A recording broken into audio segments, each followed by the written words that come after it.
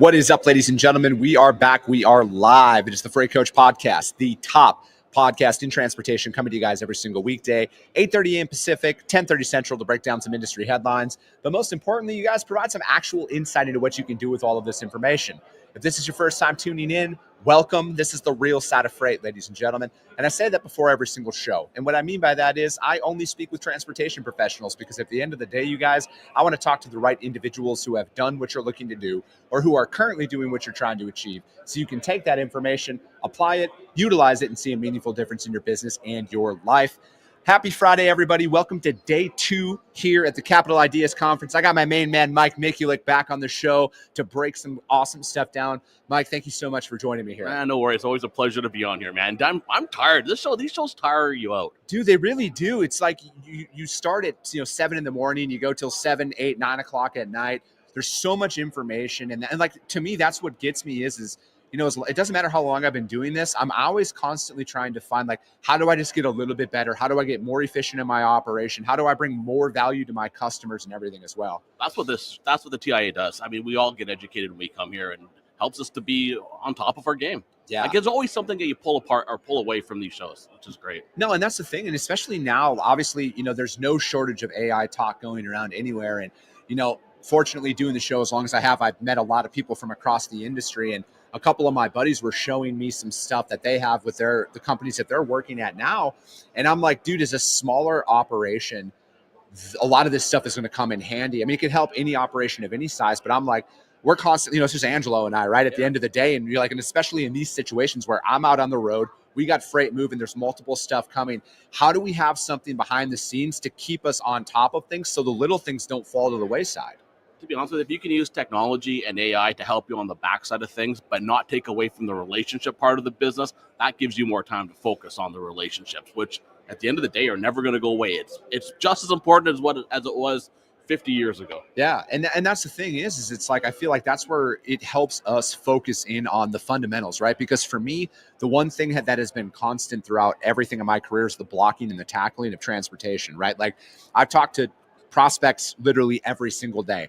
Not one of them are necessarily as concerned about what does your tech stack look like, as opposed to, if I give you this overdimensional load, are you going to have the right permits, or are you going to have the right insurance coverage? Do you know how to, contract with a rigging crew to come in, offload this stuff? They're more concerned about that than anything. But behind the scenes, man, this is what helps you pack a larger punch as a smaller operation.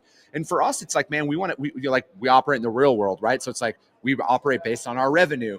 We want to hire people, but like, this gives us an opportunity to build our coffers up to where, maybe we can have 6 to 12 months of a salary set aside already before we deploy that out, because we can run lean and operate at a higher level with just the two of us. Absolutely. Well, you're set up. Your office is all set up to start bringing on people. So, but the thing is, I mean, you've been in this now for 2 years. You've been a broker? 2.5 years as an agent. Yeah, 2.5 years. It takes time. Nothing happens overnight. And people get into this business and they think, hey, you know what? In 6 months, I'm going to start making lots of money. I'm going to have this massive book of business. The reality is, you got to give yourself at least a year, and even sometimes a little bit longer than that. Yeah. But that ties in too with going after prospects or going after shippers. It's relationship. It takes time to build that trust, for that to build that integrity. It doesn't happen overnight, and no one's going to give you their largest traffic lane right off the bat when they don't even know you. They're going to test you, and you got to prove yourself. And that's it, right? Like, because like when we started out, like, I've been a broker for 15 years now at this point. We started with nothing. I was expecting it to go a lot faster than it really was. But I also, it was important for me to start in a down market. And you might hear that as like a counterproductive thing. But like, I'm like, dude, if we can develop business now, we're going to develop business anytime at that point. And it's taken a lot longer, but like, I feel like we're developing the right customers for what we want to go after. And, because it is, relationships is one of those terms. It's thrown around often, all the time, but it's like a relationship comes in like with the situation that we're dealing with today, right? Like, we're going to what I would consider above and beyond to solve an issue that's out there. And, it's not like we're out like making a ton of money but we're making sure our customers taken care of. We're able to reach out to our core network of carriers who are coming through to really bail this situation out that could have prolonged for a few days. And this is just another thing, though, that comes up on why I'm like, I like working with the same people time and time again, because there's that mutual respect, and they know like when I'm coming to them with a solution, or at least my stance on what my solution is for this problem, it's in the best interest of the entire operation as a whole. Absolutely. Well, look at your success you shared with me this morning. You had a customer you've been doing business with for a year. All of a sudden, their current provider kind of packed it in or went MIA, so to speak. Yeah. And all of a sudden, they come to you. That's because you had that trust, that relationship with them. You proved yourself. A bit more business gets awarded. Yeah, and that does, it takes it again, everything's going to take so much longer than you want in those moments, but again, if you just focus, and this is what's been really transformative for me here really within the last 6 months as an entrepreneur, is like really just focusing on the day, Mike, more than anything. Like I'm not concerned about Monday, Saturday, anything. I'm focused on today, the tasks at hand, what I'm currently doing right now, what's next on my schedule, and that's it. And that's really just simplified it for me, because otherwise, man, I have a ping pong match going on in my head all day long about what's That's next. where Angelo calms you down. Yeah, which dude, is good. straight up. That's great. But I enjoy these shows and the aspect that there's so many different points, and you're learning from other professionals. They're talking about challenges that they face and what they've learned from it. They're sharing best practices with you. Like there's so much to take out of all this. Yeah, and that's the thing, right? Like I look at it as just because I've been doing it for a long time, and like I can always learn. Like I'm always trying to find out, how do we get more efficient? How can we increase our profits? How do we increase our runway in business and everything? And sometimes it is, man, the best perspective is a fresh perspective, and you're hearing from people from all walks of the industry. I've been very fortunate to befriend a lot of people out here, so it's like getting to hear multiple sides of it and somebody else's perspective. Because I look at it like this, Mike, you're either going to solidify my standpoint or you're going to enhance my standpoint. Right. And that is a win-win for me. You can't be in this business thinking you know everything, because you definitely don't. And that's the nice thing. There's a lot of really good professionals. Yes, we're all competing in the same space, but I love the collaboration that takes place, especially here at the TIA. Like we've met some great people. You've been able to collaborate and take good things from it. I mean, look at you. You and I met at a trade show, what, 4 years ago? Yeah, about that. It'll be coming up on that here soon. And that's the thing, though, is it's like you never know what you get coming to these. And I think like networking, for example, Mike, is the most underrated skill that's not talked about enough out there from a business standpoint. It doesn't matter if it's networking with customers, other business owners. Like you just got to get out there and meet people, because again, you get caught up in your little routine, and you think like, and all of a sudden that closed loop is going on in your head, and you don't think that there's any solutions that are out there. And all it takes is coming to an event like this, or maybe just getting into a local entrepreneurs organization, or look up the Chamber of Commerce at your local community, and just talking to other people, because there's a higher probability that you're going to meet somebody who's like, I've been there, I've done that. This is how we fixed it. This is what you need to do. Now go. And that's going to save you potentially your business at that point. Absolutely. I mean, I think in this business, you need to have people that can mentor you. I mean, there are some people that have, they've been in this business for 40 years. Yeah. Some of them even longer. Their experience is amazing. And I always find when you find a good mentor who's been in this business for a while, they want to share. Like they want to take someone under their wing and share with them some of the, the positive things that they've done, even some of the mistakes that they have made and what they learned from those. That is like gold. Yeah. Dude, you can't pass that up. And it's like, I'm trying to constantly just be a student of the game, and across all facets of the business world. And, it's like my biggest strength now is it's just coming through reading, right? Like finding that next book. Like I'm reading a book now on prospecting, right? I can always get better in prospecting and selling. I don't have it all figured out. And if there's one piece of information that's out there in that book that can help me in my approach, maybe it's like, how am I qualifying my leads and everything to go with, so I go down the right path.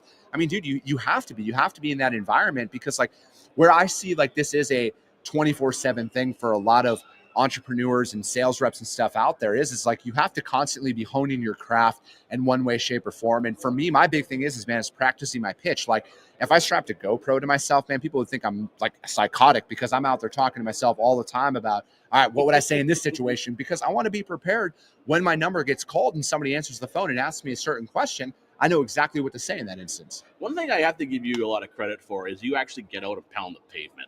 Like, you know what? Even though it's just a quick introduction meeting or handing off a business card, but at least to put a face to the name, that is still the way to go at it. I mean, I think the prospecting by phone, by email, I mean, there's a need for it. But man, when you can be in front of a customer face to face, that's where the magic really happens. And I think it accelerates that relationship that much quicker too. I agree, Mike, because it's like, from my perspective, you'll never be able to feel how much your business potentially could mean to me unless I'm looking you in the eye. Right. And I feel like that's just it's just a different level of communication. This one size fits all in business development, I think, is a detriment to a lot of people. And I fell victim to that, thinking that we're only going to do this. And fortunately, we stopped that after about 15 months. But it was like, man, we're just going to get back to the basics. Like, what am I going to do that others aren't going to do? Cold calling is one of those. A lot of people are going to say that they do it, but they don't actually do it. And another thing is site visits, man. Getting out there and just shaking people's hands, showing like, hey, we're all real people here at the end of the day, right? Like, we all have problems in our personal life, but at the end of the day, they need to know, like, do you actually care? And then that's just another little thing that you can do. It doesn't take that much time to go out and see people. No. And I think shippers, when you go and see them, you got to bring value to them. We have to educate them on the challenges going on in the market, and even finding ways for them to better source brokers and carriers to work with. And that's the education part. We start talking about fraud. I mean, how much do shippers know what happens on the backside of things with a broker, with trying to prevent it as well too, and sharing those things with a shipper, or helping them to become more aware of potential challenges by using certain people to avoid problems. So I think we got to educate. No, and that's kind of like what you're doing today, right? On your panel, because like this is another value, is like you're not going to find a better spot to hear from your prospects, right? And that's what you're moderating, a shipper panel today, and just getting that feedback from them. That's the invaluable part that most people need to be front and center to learn how to improve. I love it because Bill Herring's on there, and one of the things he said, and we did this last year, it's like, what do shippers want you to know? Yeah. And he brought it up again. It's like, he goes, we need to share stuff that's like, because sometimes they don't even ask what our challenges are, but we want to make it known to, brokers and carriers. These are the core challenges that we're facing, and this is what we need help with. So I'm looking forward to that panel. I mean, we got a carrier on there, we got a broker on there. Who else we got? We got a shipper on there, and then we also got Mark Crystals on there too. To talk a little bit about the market outlook. So I'm excited for it. No, it's a well-balanced panel at the end of the day, right? Because it's like having the opportunity to listen to a carrier and what their perspectives are on things. And then really, I mean, a lot of it, man, it is just bridging that gap out there, because everybody thinks they're an A player and they're never at fault from their seat, right? Shipper, broker, carrier, does not matter. We all take that approach. But I think we need to strengthen that bond between carriers, brokers, and shippers. I still think that is something that's lacking in our industry. And I mean, hopefully from this, we'll get some points on it, but I think we're lacking on it. I think, broker carriers, that relationship really has some things that we can work on to strengthen that. These are our partners, right? These are people that are facing our customers too. So we got to strengthen that. So you've moderated this is this your second time moderating this panel, Mike? No, it's my third year moderating. Yeah. What's one thing that you've learned over the years moderating, like hearing from a shipper about what they wish brokers would do a better job of articulating to them? They talk a lot about relationship. A big thing that, I mean, in the last couple of years, the biggest thing that has come up is like, if we're using a broker, I don't want somebody who's just going to go and post my load on a load board. Yeah. They're really all about carrier relationship. They want to understand, like, as a broker, what are your relationships with carriers like? How are you strengthening those? Like, what kind of value can you derive from that? That's a big topic. Yeah. Instead of just, I get a load, I go and I post it, I take the lowest rate and shoot it back to the shipper. They don't want to see that anymore. Yeah. It's one of those things where it's like, for me, what a big value add is it's that consistency factor, right? So it's like if a broker or if a customer of mine is coming to me, I want to give them that exact same rate every single time. And I try and break it down on a region by region basis, right? Because like, I don't care what anybody says. The rate does not change that much if it's like 200 miles in a different, in the same region and stuff like that. It might be a couple of pennies here and there, but it's not anything that it's going to completely change the trajectory of how the load's getting sourced or anything like that. So it's like, I really try and keep that consistency from there. And then again, on the carrier side as well, man, we like working with the same drivers time and time again. Our customers notice, our customers appreciate that. And I feel like that is like a fast track that a lot of brokers could start implementing with their customers, because they notice that stuff. Mm-hmm. And then I know right now, I know how the market is. I know how any broker who's going to listen to this is going to roll their eyes and say that it's not that hard to cover freight. You're right. It's not that hard to cover freight, but it's not always going to be this way. If you've been in this industry pre-COVID at all, you know that there's going to be times where you're going to have to make 50, 60, 70 outbound calls to cover a load. We just did that 7 days ago. It was a tough to cover destination. It's one of our biggest customers. We don't say no to freight for them. No. We made, Angelo made like 50 some outbound calls. We found a carrier for it. Just like I said, man, there's a carrier for every truckload in America, but are you going to be willing to put in the work? How many people though based on what has happened over these last couple of years, Mike, are going to put in that effort? Are they going to throw some BS excuse out there like, oh, this happened or that happened, go find somebody else? That is the fastest way to lose business. Absolutely. The customers always remember that too. Oh, dude, they'll never forget. They'll never forget that stuff. And I just wish more individuals would focus on that. And that's why I say, like, man, we're going to focus on the fundamentals day in and day out. I want to bring that consistent product that no matter what, if I'm losing $500 on a load or making $200 on a load or breaking even, my customer is not going to notice any difference. And as a broker, you can't look at success on a transaction by transaction basis. You got to look at the account as an overall. Yeah. I mean, you're going to win some, you're going to lose some, you're going to break even on some. Look at the complete picture. Yeah. And that's the thing, man. You need that rolling 12-month mentality, right? Like, I try and think about that all the time because, again, we're building, right? Like, we don't have just endless capital just sitting around. No. Every dollar counts, but I also need to look at it as all right, next 12 months, what could it look like? Yes, it sucks today in that moment, but at the end of the day, I know how hard it is to get customers. Contrary to what you hear on the internet, it takes a very long time to build up a book of business of any industry that's out there. I'm not willing to risk losing a customer over $200 or $300. No, there's no point to it. You got to look at the long term benefit of that customer, and it happens. Yeah, and that's the thing, man. Is it's like it's got to help. You just literally need to be thinking about that more times than not. And I'm like, we're very fortunate having our operation within SPI, and you guys work with us. Like we've taken some L's on some loads, and you guys work with us to help spread it out and stuff like that. So there's not just one, giving that optionality for it. And that's why it's like, for me, if you're going to go out there and start a business and stuff like that, or you're a smaller operation and you're having cash flow issues, that's why I think the agency model is such a phenomenal opportunity for a lot of people, especially when you're getting started out. Well, you can punch above your weight class. Yeah. We're talking about this morning. You punch above your weight class. All of a sudden now you got a $300 million company that's back behind you. No, and that's exactly it, right? Like we can actually go out there and go after customers of every size because we have that capability now. We have a complete suite of back office support. There's no insurance requirements that's going to land on our table that we're going to be like, I can't afford that. We have that opportunity to go out there and work that stuff out just so we can go out there and actually operate. Because that's the thing, man. Like, for me personally, I don't like doing paperwork. Right. All right. I like to sell. I like to move freight. That's what I like to do. I like to get out there and experience that stuff. I don't like doing back office work at all. It's one of my biggest weaknesses. I love how you're always praising the back office, the client care team at SBI, which I think is great. Yeah. And even when I travel around and talk to our agents, they all speak so highly of our client care team.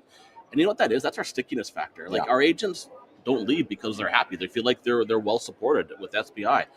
And when new agents come on board, the number one thing that they find, the reason they're leaving, is they're not having any lack of back office support. Yeah.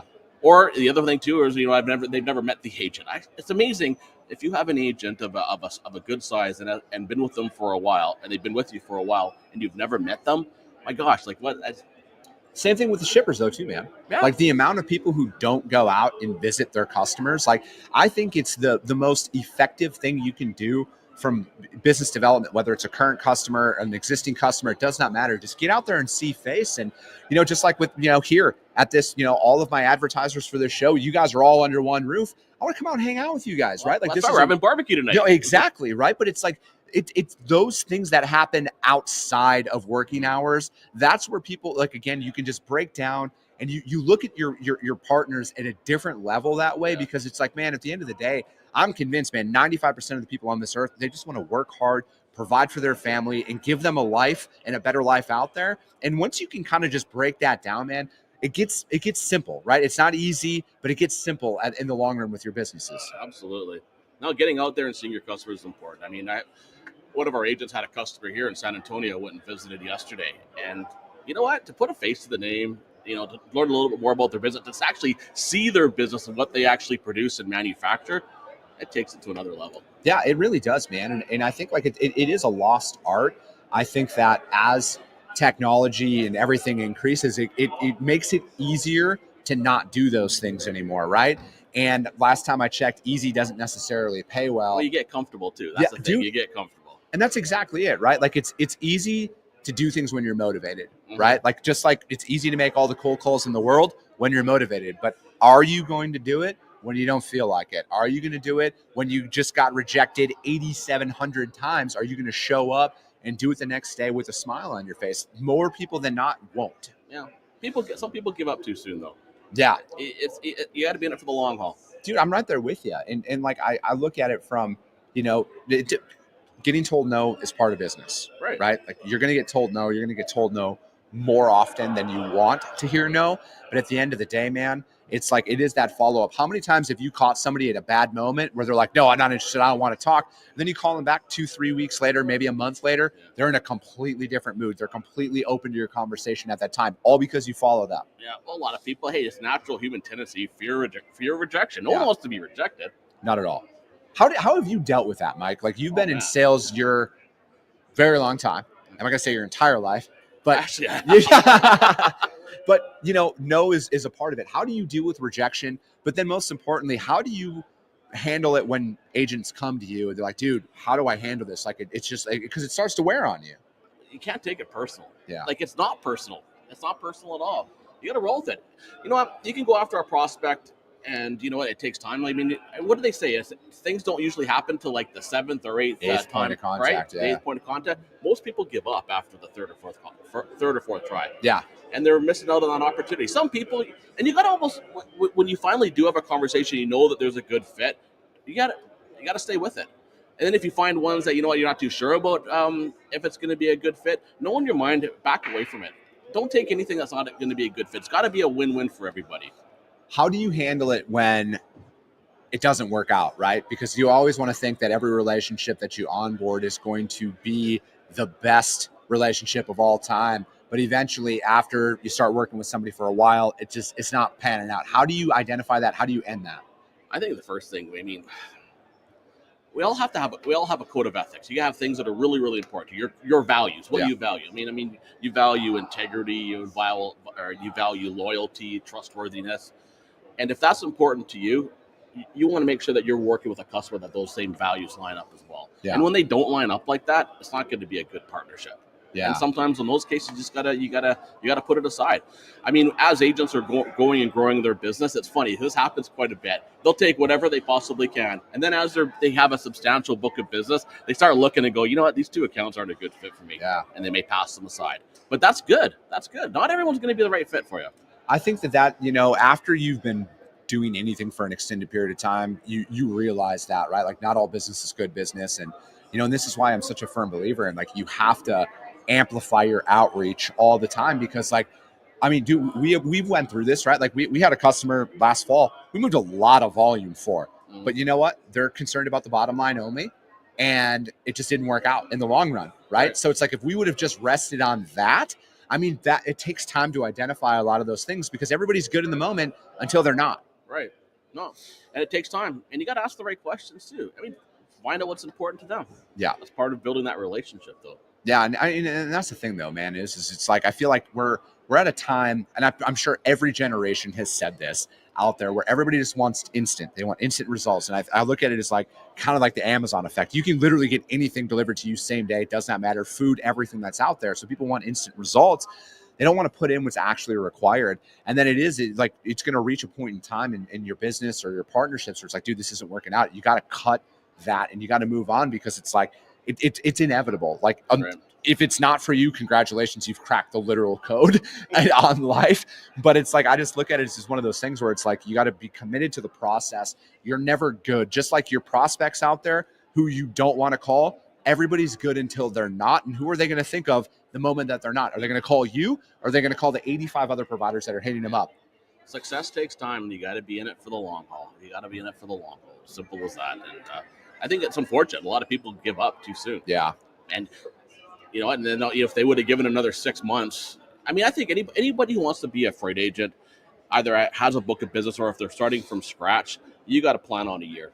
Like, you have to plan that it's going to take you a year. Yeah. Before you actually get yourself going, unless you're, out of luck, you get a big whale of an account right away. But for the majority of it, it's a year, and it's unfortunate, because I've seen agents that have come on, and they've been working hard, and then 6 months it's just still not quite there, and they give up. Yeah. And then they leave, and it's like, and more of it boils down to is having the finances to be able to work and to bet on yourself for a year. Yeah, I mean, it's true. And then if you don't have the finances, are you going to work part-time to keep your bills paid and everything else? I mean, this is not an easy route. Like literally when you bet on yourself, it is the literal hardest route you can possibly choose in business. And you find out what you're really made out of as Dude, a person. Straight up. Now I'm like, Mike, from my perspective, man, like I'm unemployable at this point, right? I've been on my own for 5 years. I can't answer to anybody. Are you kidding me? I'm going to figure it out, right? And I look at it as, it's taken me a while. It's taken me a lot longer to get where it was, but starting 2 companies now with 0 commitments for revenue at all, I have such a greater respect and for like an appreciation for the business that I do have. And I know how hard it is to curate and develop that business. I'm not going to take the easy route out that might short-term benefit me. That's going to cause somebody to look at me in a different light and then just pull the business entirely. Yeah. Can't give up. Just keep going. Keep plugging away at it. Dude, Mike, I appreciate your time, man. We're That's done gonna, already? yeah, that's gonna be it, man. We're we're right up there. But dude, I mean, you do the shipper panel every year. This is why people need to come out to Capital Ideas, you guys. There's information coming from every side. But how do people reach out to you if they want to find out more? Email me, call me. I mean, check me out on LinkedIn. I always respond to messages, so that's probably the best way to get in touch with me. Perfect. Hit him up on there, you guys. If you guys can't find Mike or anybody at the SPI, you guys know where to do. Come to me. I'll put you in contact with them. That's going to be it for today, you guys. We'll be back on Monday. We'll be back in studio. This is the last Freight Coach Roadshow of the week. I need to get back home to my family. But as always, if you got value in what you heard, subscribe to the show, you guys. If you're feeling really ambitious after this one, rank the show on iTunes and Spotify, because if you saw value, that's going to help your network see value as well. I appreciate you guys. I love you guys, and we'll be talking to you soon.